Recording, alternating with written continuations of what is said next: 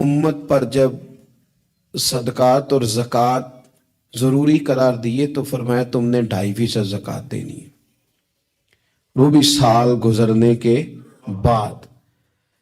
اور کسی شخص کو حضرت ابی بن کعب رضی اللہ تعالیٰ عنہ نے کہا میں سارا مال دینا چاہتا ہوں، حضرت ابو لبابہ رضی اللہ تعالیٰ عنہ نے بھی کہا میں سارا دے دینا چاہتا ہوں، تو فرمایا چوتھا حصہ دے اگر بہت شوق آیا ہے تو، ایسا نہ ہو تیرے بچے بعد میں دوسروں کے ہاتھوں کی طرف دیکھیں۔ لوگوں کو حضور نے اتنا پابند کیا، لیکن جب اپنی ذات کی باری آئی تو کنز المال میں موجود ہے کہ ایک صحابی نے آ کے کوئی سوال کیا، یا رسول اللہ صلی اللہ علیہ وسلم مجھے کوئی چیز چاہیے، تو کریم فرمانے لگے اس وقت تو بظاہر میرے پاس موجود نہیں، ذرا لطف لیجئے گا بات کا۔ حضور فرمانے لگے فلاں دکاندار کے پاس جا اور میرے نام پہ ادھار لے لے، یعنی میرے نام پہ ادھار لے لے۔ وہ کہتے ہیں نا میرے ابا جی کا کھاتا چلتا ہے وہاں، تو میں چیزیں لے لیتا ہوں، فرمایا میرے نام پہ تو ادھار لے لے، پیسے میں دے دوں گا۔ حضرت عمر بیٹھے تھے، انہوں نے کہا یا رسول اللہ صلی اللہ علیہ وسلم اللہ ہمیں اس کا مکلف تو نہیں کرتا، لا یکلف اللہ نفسا الا وسعها، ہے تو دے دو ورنہ پابندی نہیں۔ قرض اٹھا کے کسی کی مدد کرنا اللہ تو اس کا پابند نہیں کرتا۔ حضرت عمر نے جب حضور کو یہ کہا تو سرکار نے یہ بات ناپسند کی، پسندیدگی کا اظہار نہیں کیا۔ ایک انصاری قریب بیٹھے تھے، وہ کہنے لگے حضور آپ بانٹیے، عرش کا مالک آپ کو بڑا ہی عطا کرے گا۔ حضور ان کی بات سے راضی ہوئے، اور پتہ کیا فرمایا؟ فرمایا مجھے بھی اسی چیز کا ہی حکم دیا گیا ہے۔ قرض اٹھا کر بھی حضور صلی اللہ تعالی علیہ وسلم کسی کے ساتھ بھلائی کرتے ہیں۔ احساسات جب اس حد تک ہم نے پتہ کیا سمجھ لیا ہے کہ میرے ذمے میرے بچوں کے اخراجات ہیں، میرے بہن بھائیوں کے ہیں، اس کے علاوہ میری گلی میں، میرے محلے میں، میرے دوستوں میں، میرے رشتہ داروں میں کوئی بچہ کتنا بھی لائق ہو، پڑھے نہ پڑھے مجھے غرض نہیں، اسکول جائے نہ جائے مجھے غرض نہیں، کوئی اس کا کسی قسم کا بھی مستقبل بنے نہ بنے مجھے کیا لگے۔ اور بڑے شاپنگ مال سے جب لوگ شاپنگ کر کے باہر نکلتے ہیں اور پھر دروازے پر وہ باہر آتے ہیں جب، تو ان کی کار کے گرد جب چھوٹے چھوٹے لوگ، چھوٹے چھوٹے بچے خیرات مانگنے کے لیے آگے بڑھتے ہیں، تو پھر وہ ڈھونڈ رہے ہوتے ہیں کہ کہیں نوٹ کھلا ہوا ملے 5-10 کا، تو وہ ہم اس کو تھمائیں گے اور کہیں گے کہ دیکھا میں نے کتنی سخاوت کی، اور وہ بھی اگر ہو تو، ورنہ جھڑک کے گزر جائیں گے۔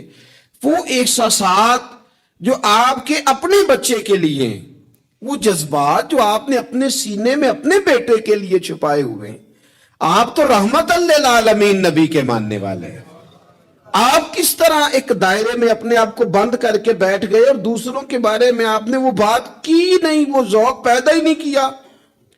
بڑے درد سے کہتا ہوں، جب ہم کسی کے بچے کا عیب بیان کر رہے ہوتے ہیں تو دل پہ ہاتھ رکھ کے ایک دفعہ سوچنا چاہیے کہ اگر یہ بات میرے بچے کی ہوتی تو میں یوں ہی بیان کرتا،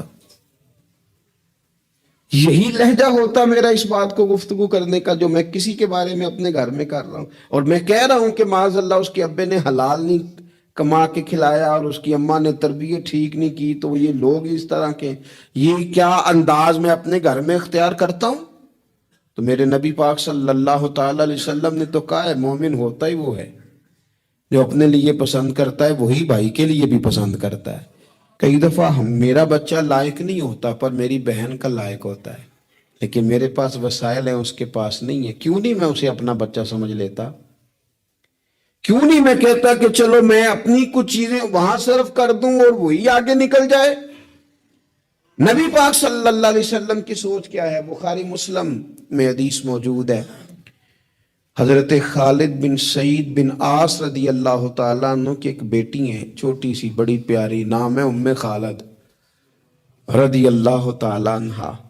حضور کے پاس نہ کہیں سے کچھ کپڑے آئے، چادریں آئیں، بڑے پیارے کپڑے تھے، حضور نے صحابہ میں بانٹے۔ ان میں ایک شال تھی، چادر تھی، اس پہ خوبصورت رنگوں کی کڑھائی ہوئی تھی، تو وہ چادر جب نکلی تو لوگوں کو بڑی بھلی لگی، تو حضور نے فرمایا تمہارا کیا خیال ہے میں کسے دوں گا؟ تو صحابہ چپ کر گئے، بھائی ہم کیسے بتا سکتے ہیں کہ محبوب کی چاہت کیا ہے؟ حضور نے تجسس بڑھانے کے لیے کہا کہ تمہارا کیا خیال ہے، میں کسے دوں گا؟ لوگ خاموش ہو گئے تو فرمایا جاؤ کوئی ام خالد کو بلا کے لاؤ۔ ان کے نہ والد وہاں موجود تھے، نہ چچا موجود تھے، نہ خاندان کا کوئی لوگ موجود تھا۔ فرمایا اس بچی کو بلا کے لاؤ۔ بچی بڑی پیاری تھی، اکثر آتی تھی تو حضور کی پشت پر نہ مہر نبوت تھی، تو اس کے ساتھ کھیلتی تھیں، تو ان کے والد منع کرتے تھے یہ کیا کرتی ہو؟ تو حضور فرماتے تھے آپ چپ کریں، بچی جو کرتی ہے اسے کرنے دیں، اسے بلا کے لاؤ اس بچی کو۔ ان کے والد کو لوگوں نے جا کے کہا تیری بیٹی کو حضور یاد کر رہے ہیں، تو اپنی بیٹی کو گود میں اٹھا کے حضور کے پاس لائے۔ حضور وہ چادر گھر بھی بیچ سکتے تھے، پر حضور نے نا وہ بچی کو چادر اڑائی اور کہا ہاذا ثنا یا ام خالد ہاذا ثنا، کہا ام خالد دیکھو پیاری کتنی لگ رہی ہے بیٹا، اور تجھ پر جاچ بھی کتنی رہی ہے، سونی کتنی لگ رہی ہے، اور تمہیں پیاری بڑی لگ رہی ہے۔ حضور نے وہ تحفہ دیا۔ پھر ایک موقع پر ایک اور تحفہ حضرت ام خالد کو دیا، اور وہ تحفہ دے کے حضور فرمانے لگے بیٹا اسے پہننا اور پھر پہننا اور پھر پہننا اور بار بار پہننا، اللہ تمہیں لمبی عمر دے، اسے پہن کے پرانا کرنا۔ حضرت ام خالد صحابیات میں سب سے بعد میں ان کا انتقال ہوا ہے، 90 سال کے قریب عمر ہو گئی تھی، پر کہتی تھی میں نے مدینے والے کا تحفہ آج بھی سنبھال کے رکھا ہوا ہے، کیونکہ حضور صلی اللہ علیہ وسلم کے جذبات اگر حضرت حسنین کے لیے ہے، اگر اپنے عظیم عالی شان عظمتوں شانوں والے نواسوں کے لیے ہے، تو حضور صحابہ سے ہی پیار نہیں کرتے تھے، صحابہ کی اولادوں سے بھی پیار کرتے تھے، ان کی اولادوں تک حضور کی محبت کا یہ رنگ جاتا تھا۔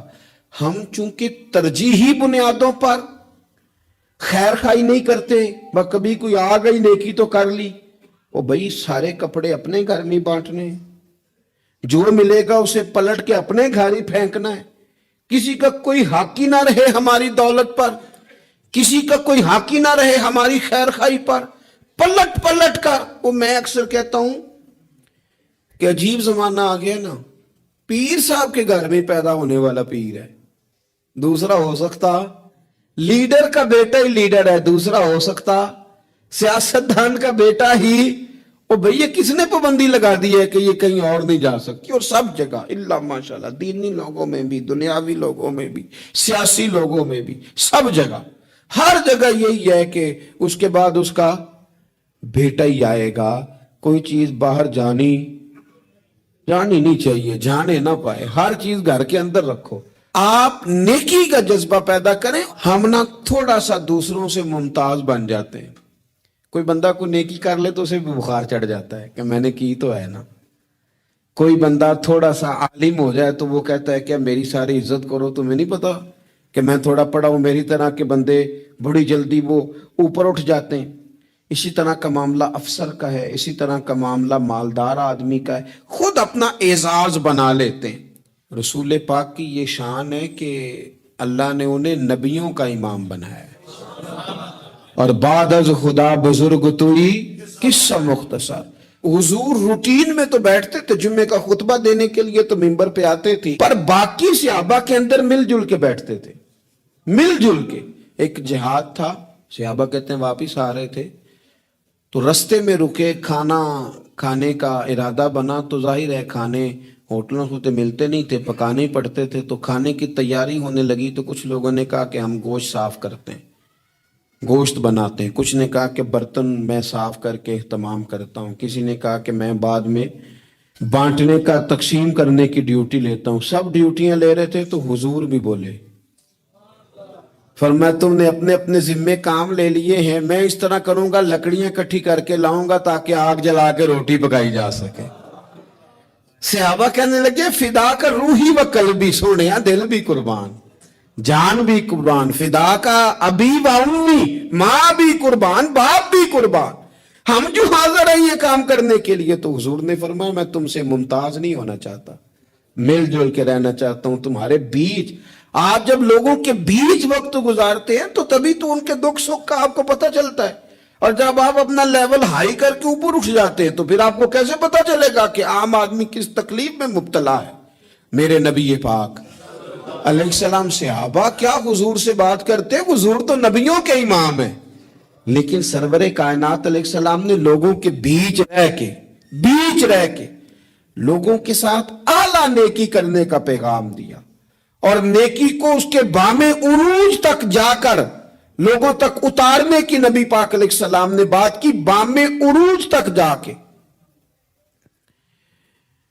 کبھی اس طرح بھی ہوتا ہے کہ سامنے والا تلخ رویہ لے کے آتا ہے، لیکن دین کے اندر آپ کو یہ حکم دیا گیا ہے کہ آپ بندہ دیکھ کے اپنا رویہ نہیں بدلیں گے، آپ یہ دیکھیں گے کہ میرے دین نے مجھے کیا پیغام دیا ہے۔ آپ جس طرح مسجد میں دیندار ہیں، بازار میں بھی اسی طرح ہی دیندار ہیں، دکان پہ بھی اسی طرح ہی دیندار ہیں، کیونکہ اسلام جہتی اور وقتی مذہب نہیں، موسمی نہیں۔ آپ یہ کریں گے کہ آپ ہر مقام پہ اللہ رسول کو پیش نظر رکھ کے آگے بڑھیں گے، اور اگر یہ نہیں ہے مزاج تو پھر معاملہ اور ہے۔ دیکھیے بدر کے دن جو لوگ آئے تھے نا مسلمانوں سے لڑنے کے لیے، تو وہ کوئی پھول لے کے نہیں آئے تھے، گھی شکر لے کے تو نہیں نا میدان میں آئے تھے، نہ ان کے پاس مٹھائیوں کے ڈبے تھے، تلواریں اور نیزے لے کے آئے تھے، اور انہوں نے باقاعدہ مقابلہ کیا، 14 مسلمانوں کو شہید کیا۔ یہ تو اللہ تعالیٰ کا کرم ہے، وَلَقَدْ نَصَرَكُمُ اللَّهُ بِبَدْرٍ وَأَنْتُمْ أَذِلَّةٌ، کہ اللہ تعالیٰ نے مسلمانوں کو کامیابی دی، مسلمانوں کے قابو آ گئے۔ اب وہ 70 بندے قیدی بنا کے لائے گئے، وہ لڑنے آئے ہیں، گھر سے پھول لے کے نہیں آئے۔ قید خانے اس طرح تو تھے نہیں جس طرح آج جیل بنی ہوئی ہے، تو مختلف صحابہ، جس کے پاس ایک کمرہ خالی تھا اس نے ایک آدمی کو گھر میں قید کیا، کسی نے 2 کو کیا، حضور نے وہ بانٹ دیے۔ حضرت مصعب ابن عمیر رضی اللہ تعالیٰ عنہ کے بھائی ابو عزیز بھی کافروں کی طرف سے لڑتے ہوئے آئے، اور باقاعدہ جھنڈا تھامے ہوئے تھے، آگے تھے، سپہ سالار بنے ہوئے تھے، وہ بھی قیدی ہو کے آئے۔ تو ایک انصاری ان کے ہاتھ باندھ رہے تھے، تو حضرت مصعب ابن عمیر قریب سے گزرے، فرمانے لگے ذرا زور سے باندھنا، اس کی ماں کے پاس بڑے پیسے ہیں، چھڑا لے گی فدیہ دے کے۔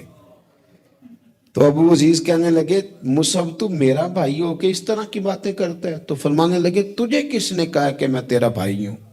میں تیرا نہیں بھائی، میں اس انصاری کا بھائی ہوں جو میرے مدینے والے حبیب کا کلمہ پڑھتا ہے، میرے رشتے اسلام کی بنیادوں پہ، یہ میرا بھائی ہے، اور زور سے باندھنا اس کو، چھڑا لے گی اس کی اماں پیسے دے کے۔ وہ کہتے ہیں میں ایک انصاری صحابی تھے حضرت ابو یسر رضی اللہ تعالیٰ، ان کے گھر میں قید تھا، زیادہ باتیں نہیں حضور نے بیان کی، بس ایک بات کی، فرمایا بھائی قیدیوں سے اچھا سلوک کرنا۔ کن سے؟ قیدیوں سے اچھا سلوک کرنا، بس حضور نے کہہ دیا۔ کہتے ہیں میں جن کے گھر قید تھا وہ غریب آدمی تھے، عرب میں کوئی بندہ تھا جو شام کو روٹی کھاتا تھا، اناج ملتا نہیں تھا، غریب لوگ کھجور کھا کے دودھ پی کے سو جاتے، روٹی جب آتی تھی تو بچے دلچسپی سے لپکتے تھے کہ کھانا آیا ہے، روٹی آئی ہے۔ کہتے ہیں مجھے حضور نے جس گھر میں بندہ ہوا تھا، نبی پاک کی نصیحت تھی لوگوں کو قیدیوں سے اچھا سلوک کرنا۔ ابو عزیز کہتے ہیں کہ حضرت ابو یسر رضی اللہ تعالیٰ عنہ جن کے گھر میں قید تھا، وہ سویرے مزدوری کرنے جاتے، شام تک محنت کر کے 2 روٹیاں کما کے لاتے، لیکن وہ 2 روٹیاں مجھے کھلا دیتے، اپنے بچوں کو کھجور اور دودھ پلا کے سلا دیتے۔ میں ان سے کہتا یار میں تمہارا قیدی ہوں، کوئی مہمان تھوڑا ہوں، اور پھول اور گھی شکر لے کے نہیں تلوار لے کے لڑنے آیا ہوں، یہ تمہارا کیا رنگ ہے؟ تو وہ فرماتے ہمیں لمبی باتوں کا نہیں پتا، ہمیں تو ہمارے نبی نے کہا ہے ان کے ساتھ اچھا سلوک کرنا ہے، تو لہذا ہم نے اچھا ہی سلوک کرنا ہے۔ ہم نے نہ کبھی قطرے پہ غور کیا اور نہ دریا دیکھا، بس جہاں تیری جھلک دیکھی وہیں ڈوب گئے، ہمیں اس سے کیا کر، حضور نے کہا اچھا سلوک کرنا ہے۔ ابو عزیز کہتے ہیں جب میں روٹی کھاتا تھا اور محنت مزدوری سے کما کے لاتے تھے اور ان کے بچے دودھ کھجور پہ گزارا کرتے تھے، تو میں رویا کرتا تھا اور میں کہتا تھا جو دین کے بارے میں کفر نے بتایا تھا وہ اور تھا، جو بتایا تھا وہ اور تھا، اور جو میں نے دیکھا ہے یہ تو اور ہے، جو میں نے عملاً دیکھا ہے یہ تو اور آپ کے جذبات ہوں، آپ کے خیالات ہوں، آپ کی اچھائی لوگوں کو قائل کر لے۔ دیکھو میرے عزیز، آ جاتے ہیں لوگ، ان کے ذہن بنا دیے جاتے ہیں، لوگوں کو کہا جاتا ہے مولوی خطرناک ہوتے ہیں، یہ بڑا ڈرونا سبجیکٹ ہے، اس کے قریب نہ جانا۔ کہا جاتا ہے کہ جناب وہ دیندار طبقہ، کیا کریں اس نوجوان کو پتہ ہی نہیں بیچارے کو، اس کو جس طرح کسی نے گائیڈ کیا اس طرح وہ گائیڈ ہو گیا۔ اب اگر آپ کے جذبات بھی اس کے لیے جارحانہ ہوں گے تو اسے پناہ کہاں ملے گی؟ آپ کو اس کو بتانا ہے کہ بات کچھ اور ہے، رنگ کچھ اور ہے، تجھے جو پڑھایا گیا ہے وہ بات اور ہے، اور یہاں وہ رنگ اور ہے۔ حضرت فضالہ بن عمیر کہتے ہیں کہ میں بھی فتح مکہ کے موقع پہ نا اپنی تلوار کو، اپنے خنجر کو تیار کر کے اور بغل میں دبا کے اور چادر اوڑھ کے گیا تھا کعبے کا طواف کرنے، کہ حضور میرے قریب سے گزریں گے تو معاذ اللہ شہید کر دوں گا۔ لیکن اللہ نے تو غیب کے خزانوں کی کنجیاں دی ہیں نا اپنے نبی پاک کو، میں شہید کر دوں گا۔ کہتے میرے ہاتھ میں خنجر تھا، بغل میں تلوار تھی، خیال تھا طواف کرتے کرتے سارے لوگ مسجد آتے ہیں، پر یہ ضروری تو نہیں سارے اچھی نیت سے ہی آئیں، کچھ اور نیتیں لے کے بھی آتے ہیں، اپنے اپنے ارادوں سے بھی آتے ہیں۔ خنجر لے کے آیا خانہ کعبہ کا طواف کرنے، اور جب نبی کریم صلی اللہ تعالی علیہ وسلم نے مجھے دیکھا، حضور جان چکے ہیں کہ میں قتل کرنے کے ارادے سے آیا ہوں، تو مجھے دیکھ کے فرمانے لگے تو فضالہ ہے؟ میں نے کہا یا رسول اللہ فضالہ ہوں۔ تو فرمایا بول نہ جو دل میں چھپا کے آیا ہے۔ خیال آیا مسلمان نیک و بد پہچان جاتے ہیں، محمد آدمی کے دل کی باتیں جان جاتے ہیں صلی اللہ تعالی علیہ وسلم۔ کارنا جدھر تو آیا ہے؟ تو فضالہ کہنے لگے حضور کچھ بھی نہیں، میں تو اللہ کا ذکر کر رہا ہوں۔ تو حضور فرمانے لگے چل پھر استغفار ہی کر لے۔ گویا حضور نے یہ نہیں کہا تو جھوٹ بول رہا ہے، بات اس طرح کی کہ تو استغفار پڑھ لے، پھر اپنی پچھلی بات سے توبہ کر لے۔ فضالہ کہتے ہیں یہ کہتے کہتے حضور نے دست کرم اٹھایا اور اپنا مقدس ہاتھ میرے سینے پہ پھیرا، سارا کفر، سارا نفاق، سارا شرک نکل گیا، مجھے کائنات میں سب سے پیارا چہرہ ہی مدینے والے رسول کا نظر آنے لگا۔ قدموں پہ آ گیا، میں غلام بن گیا نبی پاک کا۔ وہاں سے واپس آ رہا تھا تو ایک عورت تھی جس سے میرے شناسائی تھی، تعلقات تھے، میں کبھی اس سے ملتا تھا، میں گزر رہا تھا تو اس نے مجھے بلایا، میں نے توجہ ہی کوئی نہیں کی۔ پھر کہنے لگی تو وہی فضالہ نہیں؟ میں نے کہا نہیں میں وہ نہیں، اب میں مدینے والے کا غلام بن گیا ہوں، اب میری نگاہوں میں جچتا نہیں کوئی، جیسے میرے محبوب ہیں ایسا نہیں کوئی۔ میرے رسول پاک صلی اللہ تعالی علیہ وسلم نا سامنے والے کے بارے میں رویہ دیکھیں نا، آپ ایک بات کو سمجھ لیں، اگر آپ اس کو سمجھ لیتے ہیں نا، اس میں تھوڑی سی نا وسعت آ جاتی ہے چیزوں میں۔ بڑی سخت بات بھی کو بندہ آپ کے ساتھ کر رہا ہے تو اگر آپ ایک بردبار آدمی ہیں اور آپ کوئی فضل والے ہیں، تو پھر مجھے ایک دوست نے کہا، ایک صاحب جمعہ پڑھنے آتے تھے، وہ آج کل نہیں آ رہے، تو اس کے جواب میں کئی دلائل ہو سکتے تھے، وہ بڑا مصروف ہو گیا ہے، وہ بس اسی طرح کا ہے، بے وفا نکل آیا ہے۔ تو میں نے ان سے کہا یار ہم کو اتنے بڑے لوگ ہیں کہ روز ہی کو یہاں آئے، ٹھیک ہے جب جی چاہا آ گیا، جب نہیں چاہا تو نہ آیا، اس میں کیا کوئی ایسی بات، کوئی مسئلہ نہیں، پھر کیا، نہیں آیا تو پھر بھی ٹھیک ہے۔ وہ بندہ دیکھتا ہی رہ گیا میرا چہرہ۔ ایک دفعہ مجھے ایک صاحب نے آ کے کہا کہ فلاں آدمی نے آپ کے بارے میں کوئی ایسی بات کی ہے، تو میں نے ان سے کہا میں اتنا بڑا بندہ ہی نہیں، انہوں نے نہیں کی ہوگی، ان کے پاس اتنا وقت ہی نہیں ہے مجھے ڈسکس کرنے کا، میں چھوٹا آدمی ہوں، وہ مصروف آدمی ہے۔ انہوں نے کہا نہیں انہوں نے کی ہے، اور میں نے کہا نہیں انہوں نے نہیں کی۔ کہنے لگے کی ہے، میں نے اگر کی ہے تو پھر آپ میرے ساتھ ہیں کہ ان کے ساتھ ہیں؟ کہنے لگے جی تو میں آپ کے ساتھ ہوں۔ پھر میں نے کہا اگر آپ میرے ساتھ تھے تو مجھے بتانے نہ آتے، اگر آپ سمجھتے تھے کہ میں ٹھیک ہوں تو پھر میری وکالت کر دیتے۔ آپ تھوڑا نرم رہیں، تھوڑا حوصلہ کریں، چیزوں کو سہنا سیکھیں۔ اگر آپ ہر وقت رد عمل پہ تیار ہیں تو پھر تو آپ کو لوگ کمزور کر دیں گے، بزدل ہو جائیں گے۔ دنیا میں سب سے کمزور وہ بندہ ہوتا ہے جسے چڑھایا جا سکتا ہے، جس بندے کو غصہ دلایا جا سکتا ہے، جو استعمال ہو جاتا ہے وہ کمزور پڑ جاتا ہے۔ کیوں اس طرح کا لہجہ اختیار کریں کہ جس کا دل کرے کوئی نئی بات سنائے اور ہمیں استعمال کر کے گزر جائے؟ کبھی نہیں۔ آپ کا حوصلہ اتنا بڑا ہو، رنگ اتنا بڑا ہو، طبیعت اتنی بڑی ہو۔ میرے حضرت صاحب رحمت اللہ علیہ کے پاس ایک صاحب آیا کرتے تھے، مرید بھی ہوئے، بعد میں بگڑ گئے وہ کسی وجہ سے، آنا جانا چھوڑ دیا۔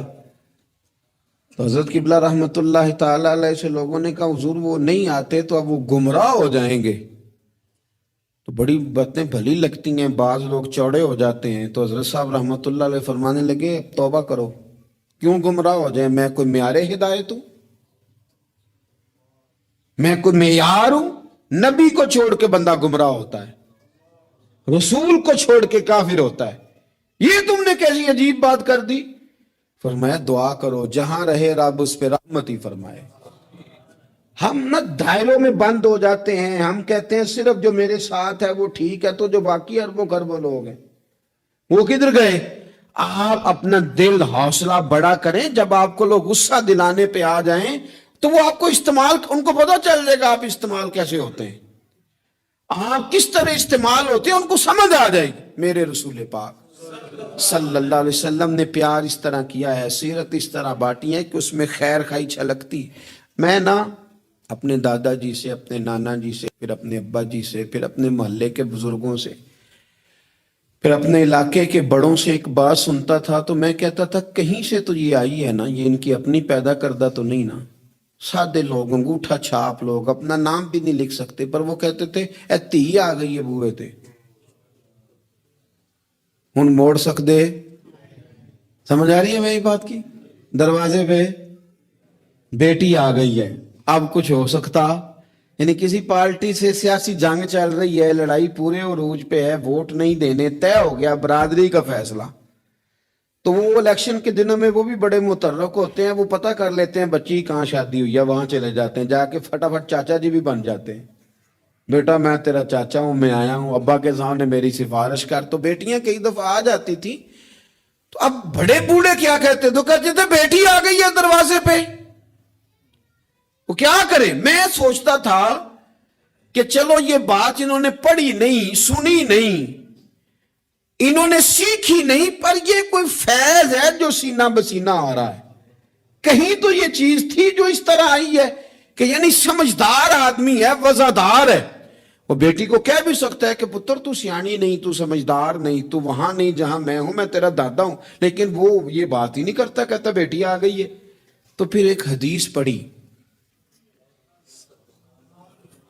تو سمجھ آئی کہ نہیں یہ فیض ہے رسول پاک کا، یہ بات نا مدینے کی گلی سے چلی ہے، جو گلی گلی مسلمانوں کے سینے میں جا بسی ہے۔ نبی پاک صلی اللہ تعالی وسلم کی چچا زاد بہن ہے حضرت ام ہانی، حضرت مولا علی شیر خدا رضی اللہ تعالیٰ عنہ کی سگی بہن، جن کے گھر سے حضور معراج کرنے گئے تھے۔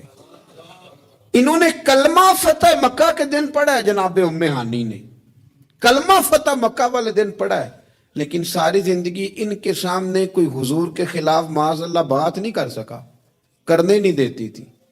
لوگ کہتے تھے تو کلمہ نہیں پڑھتی، کہتے وہ میرا اور میرے نبی کا معاملہ ہے، پر تم حضور کے بارے میں بات کرو، میرے بھائی کے بارے میں تمہیں کرنے دیتی ہوں؟ سوال ہی نہیں پیدا ہوتا۔ ان کے شوہر بھی مسلمان نہیں ہوئے، فتح مکہ والا دن بھاگ گئے۔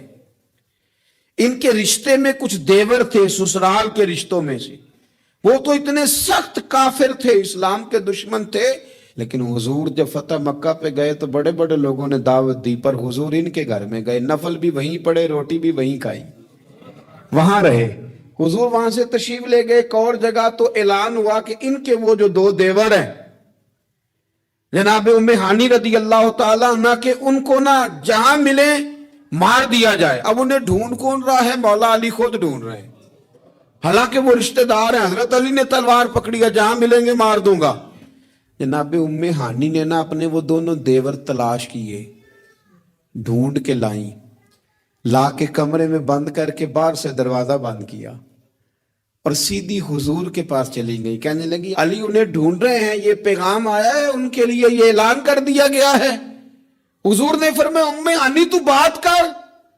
तो कहने लगी हुजूर फिर मैंने उन्हें पनाह दे दी है। ती आ गई ना बुबे ते, बेटी आ गई, मैंने पनाह दे दी है। कोई दूसरा जुमला नहीं, कोई दूसरी बात नहीं। ये इमामुल अंबिया बोल रहे हैं, ये सरवरे कायनात बोल रहे हैं। हुजूर फरमाने लगे उम्मे हानी, जिसे उम्मे हानी ने पनाह दे दी उसे मोहम्मद अरबी ने भी पनाह दे दी। बुला लो अली को वापस, हमने नहीं मारना। जिसे तूने पनाह दे दी उसे हमने भी पनाह दे दी। बेटी जो आ गई है, बहन जो आ गई है दरवाजे पे, चल के जो आ गई है, तो खत्म हो गई बात। मुझे समझ आ गई कि मेरे देहात के बुजुर्गों के सीनों तक ये जो बात पहुंची है तो ये कोई फैज है, ये कोई करम है, ये कहीं से चली है जो यहां तक आई। अजीज भाई, रसूल पाक सल्लल्लाहु अलैहि वसल्लम ने वो वाली सोचे सोसाइटी को दी, मुआशरे में वो वाली खैर नबी पाक अलैहिस्सलातु वस्सलाम लेके आए जिसकी सोसाइटी को बड़ी ज्यादा जरूरत थी, जिसकी हाजत थी। मेरे रसूल पाक सल्लल्लाहु ताला अलैहि वसल्लम खूब मोहब्बत फरमाते अपनों से, बेगानों से, गैरों से, इससे भी उससे भी। लोगों की रसाई हुजूर तक आसान थी। अपना दुख जाके हुजूर को सुना लेते थे। मैं आपसे अर्ज करूं, पहले तो दुख सुनता कोई नहीं, और अगर कोई सुनने लगे तो सुनाने वाला सुनाता नहीं। क्यों? एतमाद कैसे करें? ये कैसे कहें कि हमारा राज राज ही रहेगा? लोग अपने सीनों में छुपाए नफसियाती मरीज हो गए। लोग अपने दिलों में अपने दुख लिए कब्रों तक चले गए। लेकिन एतमाद कैसे करें? वो बंदा कहां से मिले जो दुख सुनेगा फिर उसका पर्दा भी रखेगा, जो बात सुनेगा फिर उस पर तय भी करेगा। कोई अश्क शोई वाला, कोई ऐसा बंदा जिसके पास बंदा जाए और कंधा उसका खाली मिले और बंदे को पता हो कि मैं जितना मर्जी रोऊंगा ये कंधा भी नहीं हटाएगा। लोगों को ये मुयस्सर ही ना आया। लेकिन मेरे रसूल कायनात सरवरे दो आलम नूर मुजस्सम सल्लल्लाहु ताला अलैहि वसल्लम की खिदमत में कोई भी आया, और यार हुजूर भी तो बड़ा ही मसरूफ है ना, पगली औरत है, दीवानी है। उसने आके कहा हुजूर मैंने कोई बात करनी थी। तो फरमाया तू जिस गली में कहेगी मैं वहीं तेरी बात सुनने को तैयार हूं। तू जहां कहेगी, यानी ये नहीं फरमाया कि तू कल शाम असर में आ जाना। होती है मसरूफियात, तरतीब दे लिया जाता है, वक्त बाज़-औक़ात होते हैं मसाइल, लेकिन हुजूर ने जो सीरत छोड़ी वो ये है कि तू जहां कहेगी। और सहाबा कहते हैं फिर हमने देखा भी उसने एक गली में हुजूर को खड़ा किया हुआ है और वो नबी पाक सल्लल्लाहु अलैहि वसल्लम को ना अपने दुख सुना रही है। शायद यही वजह थी हुजूर कायनात के दुख सुनते थे और कायनात मेरे नबी की रिसालत का ऐलान करती थी। हुजूर अगर इनकी सुनते थे तो ये सारी जमीन और आसमान की मखलूक हुजूर के तराने पढ़ती थी, नबी पाक की नातें पढ़ती थी, हुजूर का तज़किरा करती थी। यहां तक कि जिनको लोग भेड़िए कहते हैं वो भी हुजूर के गुण गाते थे। एक शख्स कहता है मैं बकरियां चरा रहा था तो भेड़िया एक बकरी उठा के ले गया। मेरे पास नेजा था, तलवार थी, डंडा था, मैंने उसको इस तरह करके घेरा के बकरी छुड़ा ली। भेड़िया जाके बैठ गया पहाड़ के ऊपर, उसको रब ने जुबान दी, वो बोलने लगा, कहने लगा मुझे अल्लाह ने रिस्क दिया था तूने छीन लिया है। कहते मैं पहले डरा, फिर मैंने उसे कहा भेड़िया कैसे बोलता, ये तो बड़ी अजीब बात है। वो कहने लगा एक बात इससे भी अजीब है। मैंने कहा वो क्या? कहने लगे मदीने में हुजूर आ गए और तूने अभी तक जाके कलमा ही नहीं पढ़ा। वहां हुजूर आ गए और तूने, ये उससे भी अजीब बात नहीं, भेड़िया बोल रहा है। कायनात के जब हुजूर ने, ये जो पूरी दुनिया में लोगों ने या रसूल अल्लाह या रसूल अल्लाह या रसूल अल्लाह की सदा बुलंद की, और ये जर्रा जर्रा भी ईद मिलाद पे हुजूर के तराने पढ़ता नजर आया, तो याद रखो हुजूर ने अपनी मुदस्सर की चादर फैलाई ही इतनी है कि धरती सारी के दुख हुजूर ने समेट लिए। अल्लाह के रसूल सल्लल्लाहु अलैहि वसल्लम ने अपनी चादर नूर में ले लिया सबको। पर मैं क्या करूं, मेरी मिल्लत का जवान अगर कभी मोबाइल से गर्दन उठाएगा तो बाप का हाल पूछेगा ना। वो अगर कभी मूवी से अपने आंखें साइड पे करेगा तो अम्मा से पूछेगा ना कि आपको कोई तकलीफ तो नहीं है। इस तरह करके दुनियावी मशागल और मसाइल में हम उलझ गए हैं और कोई फायदा भी नहीं उठा पा रहे, कुछ भी नहीं है, कुछ भी नहीं हमारे, हमने कोई नफा नहीं हासिल किया, उलझते ही जा रहे हैं। एक तो अपने आप को लोगों के बीच लाएं, अपने आप को बड़ा समझना खत्म करें, किसी की भी बात सुनें, किसी को भी, यानी खुद ही सारा कुछ बन जाना, खुद ही बता देना, खुद ही ऐलान कर देना, खुद बखुद ही अपने आप को नेक समझ लेना, खुद बखुद ही अपने आप को बड़ा जान लेना, इससे थोड़ा सा बाहर आए।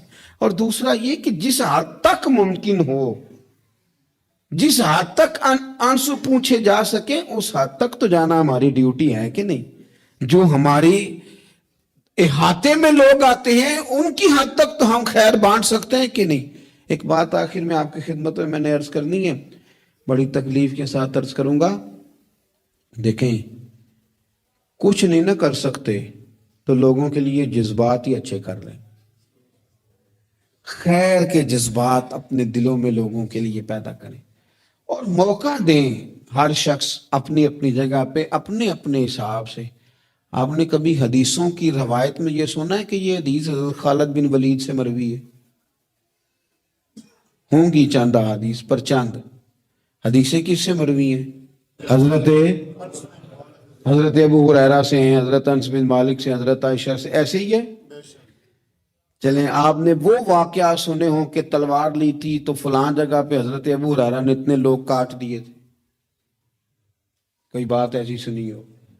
एक आदमी मैदान में है, वो जिहाद कर रहा है, एक यहां बैठा है, वो रसूलुल्लाह का दीन बयान कर रहा है। हर बंदे का शोबा है। ना हजरत खालिद बिन वलीद ने ये कहा कि अबू हुरैरा आप मैदान में क्यों नहीं आ रहे, और जनाब अबू हुरैरा ने ना ये कहा कि आप हदीसें क्यों नहीं रवायत कर रहे।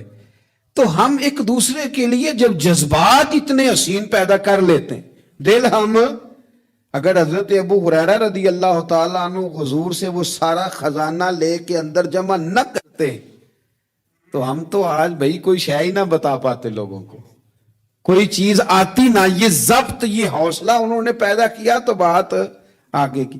किसी भी शोबे में आप ताल्लुक रखते हैं, किसी भी शोबे में एक दूसरे की, मैं क्या करता हूं, ये स्पीकर वाला साथी ना आए तो हम बड़े परेशान हो जाए, क्योंकि इसने चलाया है तो मेरी बात आप तक पहुंच गई।